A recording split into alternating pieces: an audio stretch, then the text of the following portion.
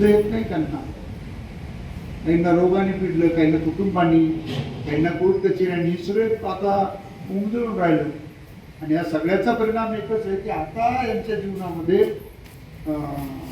स्वास्थ्य राहिलं नाही, शांती राहिली नाही. मी तुम्हाला ते सूत्र सांगणार आहे. हे बघा, तुमच्यातला अहंकार गेल्याशिवाय तुम्हाला शांती मिळू शकत.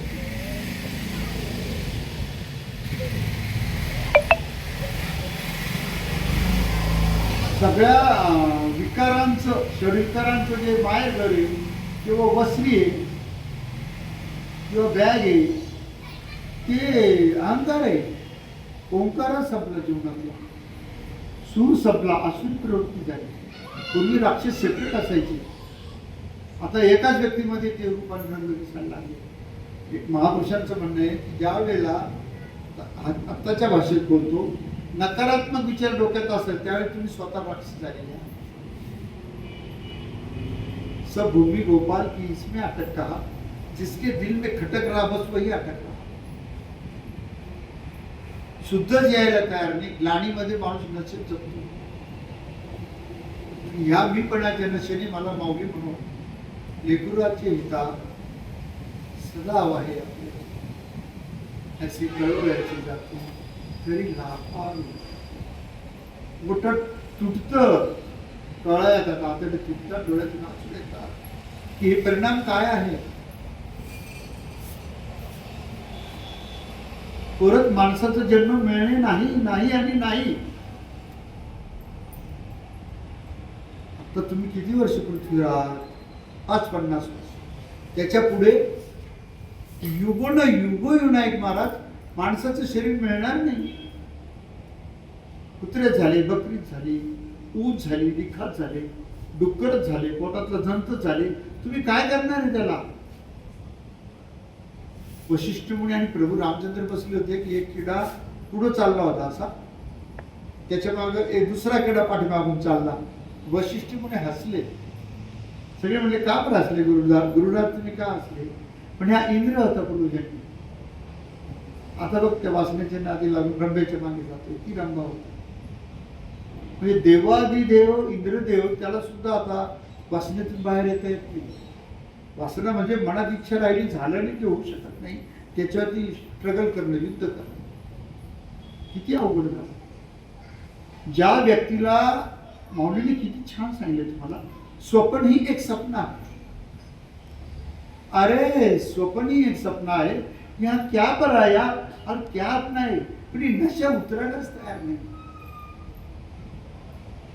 आपण ज्या स्वतःला मी समजतो केवढा मोठा भ्रमाचा भोपळा आहे.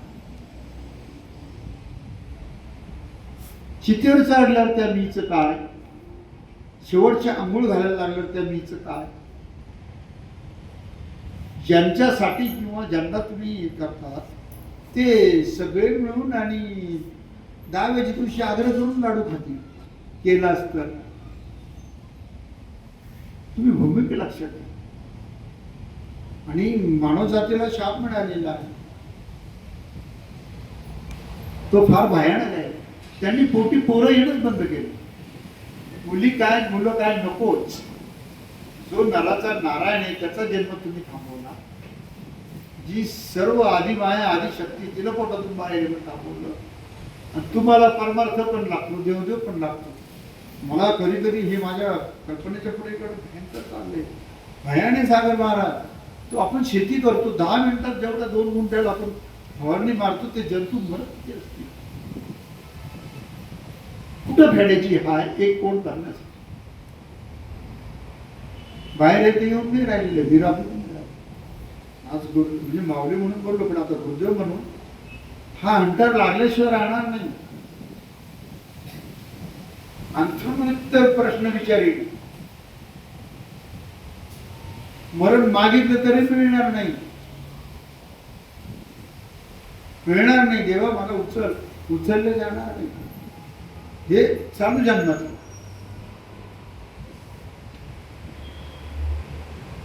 भयानकता पुढे येते. म्हणजे माझ्या सहित बऱ्याच जीवांवर आता हे प्रसंग पुढे येऊन राहिलेले. टळणार नाही, होणार आहे, होत आहे रे, कधी न टळेल ब्रह्मतया आडवा.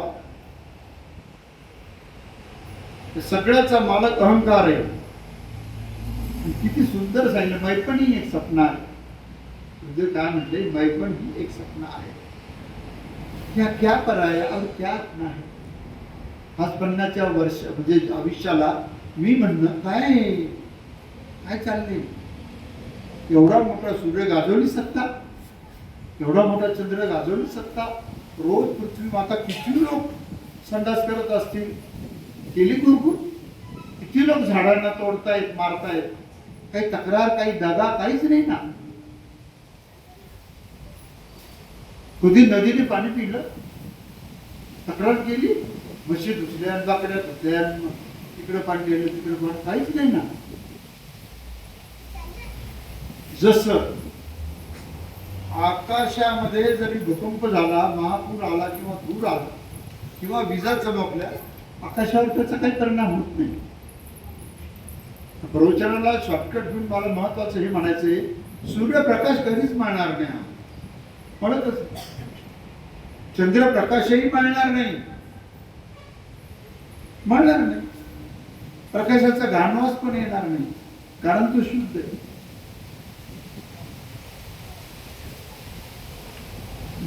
लिहिले ते बाहेर का प्रकाश, भीतर का प्रकाश. ज्ञानाच्या पुढे जाऊन तुम्हाला प्रकाशित होता आलं पाहिजे. एकदा का ठोका बंद झाला, होणारच तो. रामाचा झाला, कृष्णाचा, चिरंजीव सोडले तर सगळ्यांचाच झाला. पुढचं शरीर कसं मिळणार, नियोजन करायला पाहिजे. आता पूर्वीचे आयुष्यमान संपले. आता पूर्वी कसं 1000 वर्ष मुली जगायची. अर्जुनानं 90व्या वर्षी केलं होतं, तेव्हा तो 90 वर्ष. आपले वय काय, बांधलेलं घर काय, आपण बंगला 20 वर्ष लोड घेतो. तिथं त्या बंगल्यात फक्त फोटोला हात मिळणार आहे, हप्ते भरायला आपण होतो. जो बंगला बांधण्यासाठी 20 वर्ष हप्ते भरले जात नाही, तेवढा व्याप, तेवढं टेन्शन.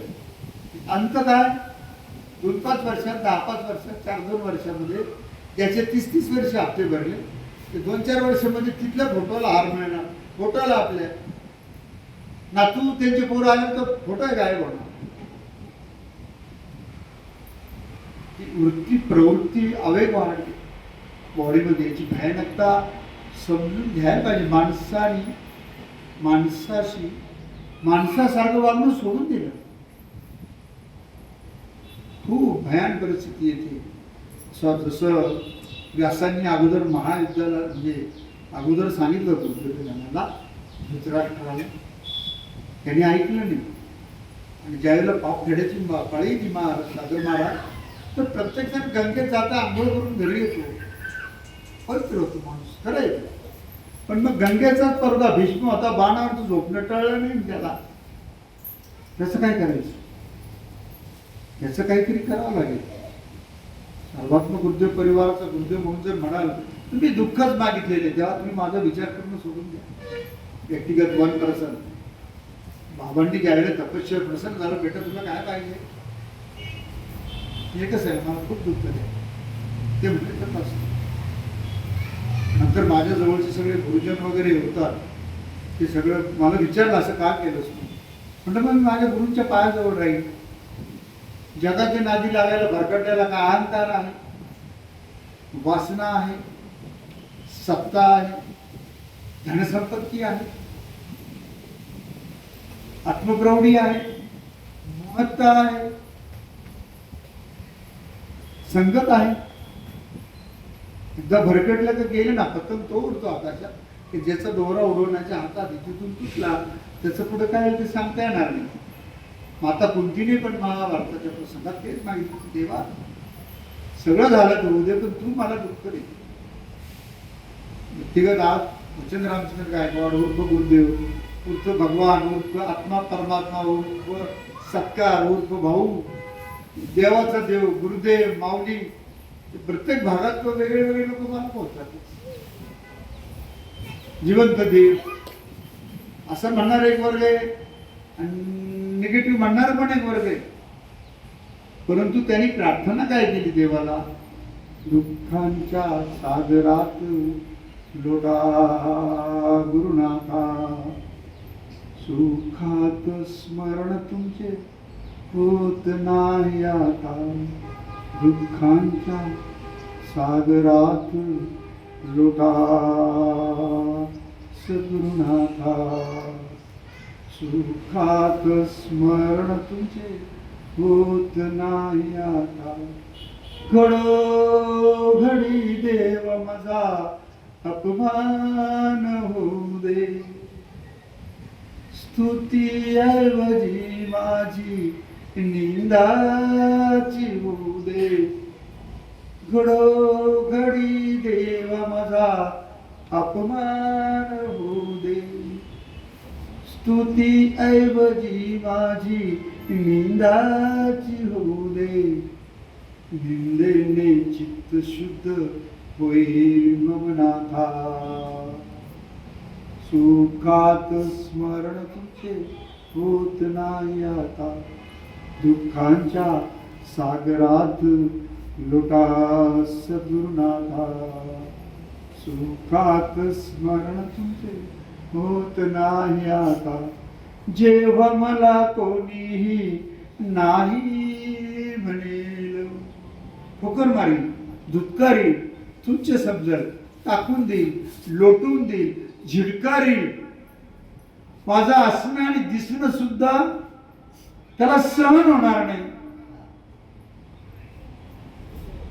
माझ्या चेहऱ्यावरचं हसू, समाधान, तृप्ती, संतुष्टी, हा काही व्यक्तिगत माझं नाही बोलत, जनरली ज्याला सहन होणार नाही.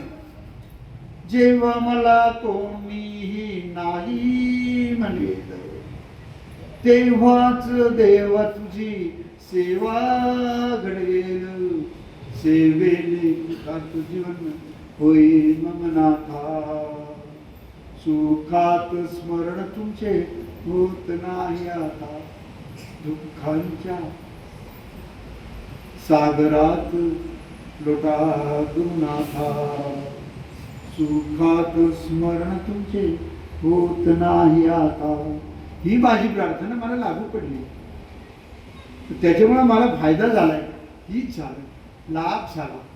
ती लहान लेकरू झाला आणि दुःख ठेवल्यामुळे जसं एखाद्या आईचं जो दुबळं लेकरू आहे त्याच्यात जीव गुंततो, जो पोट भरून खाण्यासारखा आहे, जो दणकट आहे त्याच्यामध्ये जीव कमी गुंततो. जे लाचार आहे, जे दुबळे आहे, जे अडचणीत आहे, जे संकटात आहे, नक्कीच आई बापाचा जीव त्यांच्यामध्ये गुंततो. कुठे बघा, तसं माझे बाबा माझ्या जवळ असतात. या आश्रमामध्ये मला असे अनुभव आले, ज्या ज्यावेळी माझ्यावर संकट आले, माझे बाबा, माझे वडील, माझी आई, माझी पहिली आई, माझा मोठा भाऊ, माझी मोठी बहीण आणि बाबांबरोबर विचार गोपाळानंदजी महाराज, कोळी बाबा होते ते, शिपलागिरीजी महाराज होते ते, गुलाब बाबा होते ते, गुरुदेव दत्त, मारुती राया, स्वामी समर्थ, असे अनेक असे माझ्याजवळ उभे राहतात. ते बघतात परिस्थिती, मी त्यांना कुठलीही प्रार्थना करतो, काहीच नाही, मागतच नाही काही. मी जर माझ्या गुरुचरणी मला विकून टाकलेले, आता विकून झालेल्या वस्तू काय मोह धरायचा? विकलं कोरड्या मामा, आपण सही करून देऊन टाकलं, काय मोह धरायचं त्याच्यात? आता एक भयान गोष्ट सांगतो, त्याग केल्यानंतर अशांत होऊ शकतो का माणूस? होऊच शकत नाही. त्याग केला ना, संपला ना विषय. केलेला त्याग जर आठवला तर त्याग आपला खोटा आहे, मग त्याच्या आपल्याला आठवण येते आणि त्या स्मृती आपल्याला वेदना देतील. या सेकंदाच्या अगोदरच्या जेवढ्या आठवणी आहेत त्या क्लेश देतील, त्या दुःख देतील, त्या संताप देतील. आणि या सेकंदाची, या मिनिटाची पुढची जी वेळ आहे ती आपल्याला भीती देईल, काळजी देईल, धडधड देईल, चिंता देईल, अस्वस्थ करेल. भूतकाळ दुःख देईल, भविष्यकाळ भीती देईल. असं हजार हजार जन्मांचं दुःख आणि हजार हजार जन्मांची भीती ही डोक्यावर घेऊन जर मी वर्तमान काळात जगलो तर मला श्वास घेणं मुश्किल. मी श्वास घेऊ शकत नाही आणि घेतलेला तो व्यर्थ जाईल.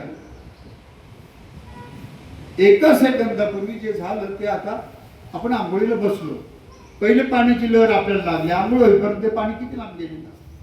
तर पहिले जे लागलेले आपल्याला तरंग आहे, तवंग आहे पाण्याचा, तो पहिले जो आपल्याला टच झाला तो पुढे निघून गेला, आंघोळीच्या आत केव्हाच गेला, तो दुसरीकडे जाऊन पसरला. तसं आपल्या जीवनाची लाईफस्टाईल, तसं आपलं जीवन आहे. आपण आपल्या जीवनामध्ये हा विचार करत आहे म्हणून आज आशेची आडी घाला मनामध्ये. आडी हीच बसली का मी, माझं, मला. वास्तविक 5-50 वर्षाचं फक्त स्वप्न आहे, याच्या पलीकडे काही नाहीये. एक नवीन भ्रमातून तुम्हाला बाहेर काढतो. देव नंतर नाही मिळवायचा आहे उदाहरित. तपश्चर्या केल्यावर, नोकरी केल्यावर पगार नाही मिळणार देव, तो आत्ताच काळजात आहे म्हणून काहीच धडधड करते. आणि देव आपल्या कासनीच पावती म्हणजे आपला श्वास. म्हणजे ज्याला मिळवायचंय तो आपल्यामध्ये आत्ताच विराजमान, याची जाणीवच व्हायला तयार. या मिनिटाला, या क्षणाला, क्षणाच्या अर्ध्या क्षणाला आपल्यामध्ये भगवंत वास्तविक चैतन्ययुक्त जिवंत आहे. पण आपण चैतन्य सोडून देतो, जागेपणा सोडून देतो आणि शरीराला मी धरून पुढे चालतो. शरीराच्या नाली लागल्या हजारो शरीर आलेले आहे, हे असंच चालणार मग. आणि पहिली महत्वाची गोष्ट, आपण कान आपल्याला सत्य चालवतं का? अभिमन्यू झाला कानात सत्य चालवणारा. डोळे आपल्याला सत्य चालवतात का? डोळे आपल्याला सत्य चालवत असते, दुर्योधन पाण्यात पडला नसता. म्हणजे डोळ्याला विकले गेलेला माणूस आता हे मोबाईलला घाण पडले डोके सारखं. हे असं कायम फिरवल्यामुळे एकाग्रचित्त होणं बंद झालं, निग्रहाचं बोलणं बंद झालं, पटापट विचार बदलायला लागले. अरे ज्या टावरवर पक्षी बसत नाही ते आपण काय झोपताना पण डोक्याजवळ त्रास व्हायला लागला, भरकटलं, संवाद तुटले, व्हायब्रेशन लहरी जवळपणा तुटला, नाते संपले, प्रेम संपलं. हे कान एवढा कानाने प्रभाव मारला, एवढा डोळ्यांनी प्रभाव मारला, मेंदू विकले गेला कानाला आणि डोळ्याला. तुम्ही विचार करा ना, डोळ्यांनी जी दिसणारं सौंदर्य त्याच्या नादाने स्पर्शाची जाणीव होते आणि स्पर्शामुळे सुंदर आपला. आपण आपल्याला शांततेने बसल्यावर विचार केला पाहिजे, आपण स्पर्शाला विकले गेलेलो आहोत का? आपण कानाला विकले गेलेलो आहोत का? आपण चवीला विकले गेलेलो आहोत का? आपण वासाला विकले गेलेलो आहोत का? काय आपण मनाला विकले गेले? मन म्हणजे काय? माया.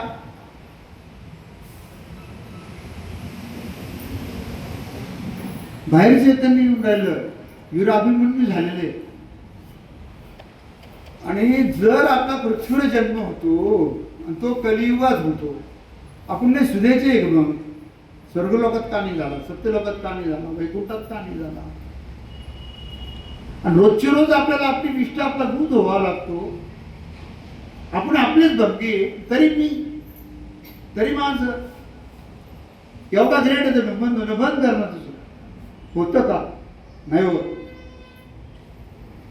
मला सगळं म्हणून सात मुद्दा हे सांगायचं आहे, या दिशेने आपलं चैतन्य, आपला आत्मा.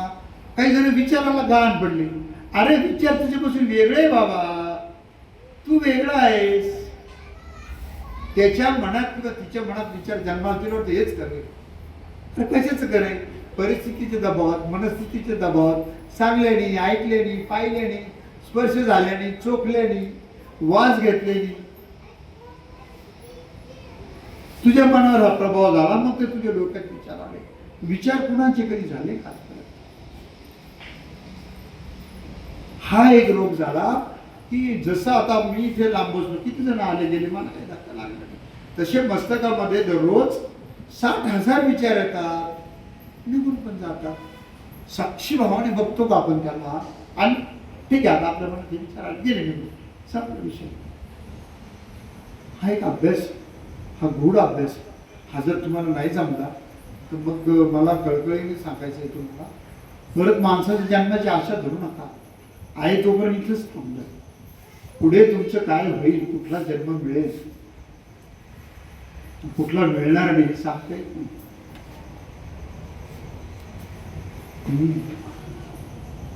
मर्यादा पुरुषोत्तम प्रभू रामचंद्र होते, चुकलं का प्रारब्ध? माता सीतेला मातेत जावं लागली, स्वतःला आत्महत्या करावं लागली, आणि लक्ष्मणाला मृत्यूदंडाची शिक्षा द्यावी लागली.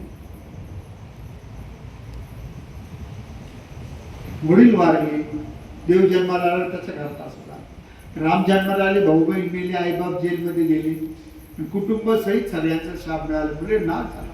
तो देव होता ना. चुकले का भोग? पण हे भोग कशाने निर्माण होतात? हे कर्माने होतात. कर्म कशाने होतात? तर ते कर्तव्याने होतात. कर्तव्य कशामुळे होतं? वेळ हातात आहे, विचार डोक्यात. आणि मानव जातीला स्वातंत्र्य कर्म करण्याचं.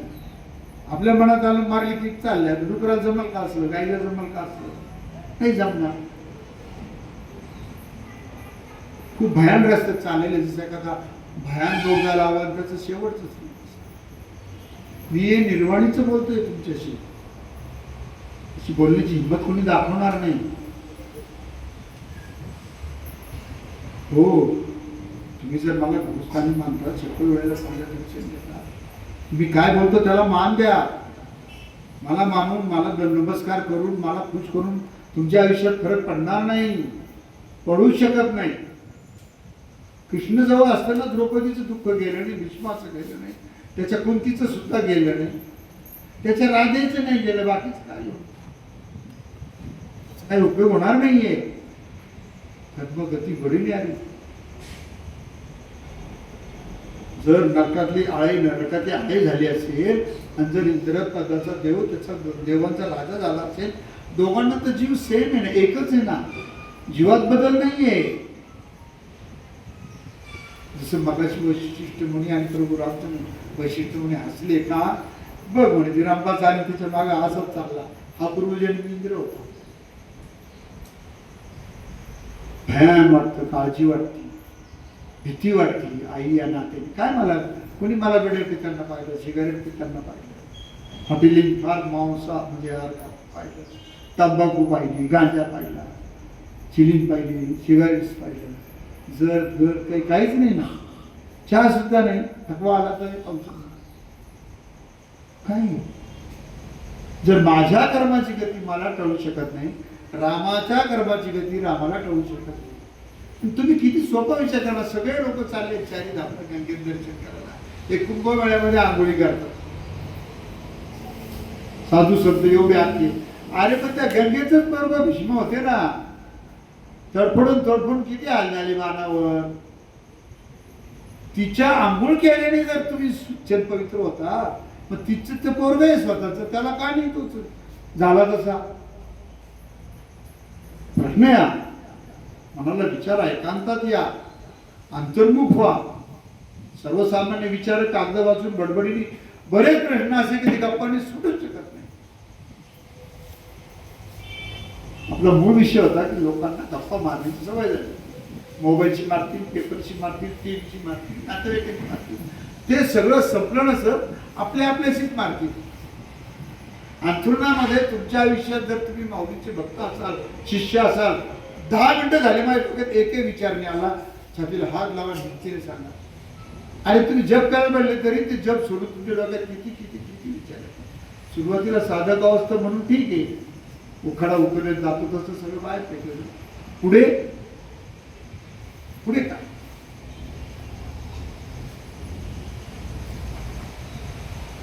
भयान या सगळ्या गोष्टी.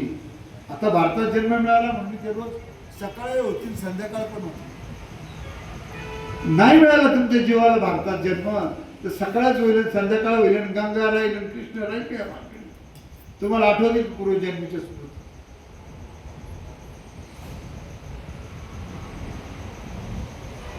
काही देश असे की मांसाहार तिथला हेच आहे, आहारच आहे. पण माणसाचा जन्म मिळेल का? दुसऱ्याचं इसरल्याने माणसाचा जन्म मिळेल? तुम्ही जर मनाने दुखवलं असेल तर तुम्हाला मनालाच दुःख होणार. काया वाचा आणि मना.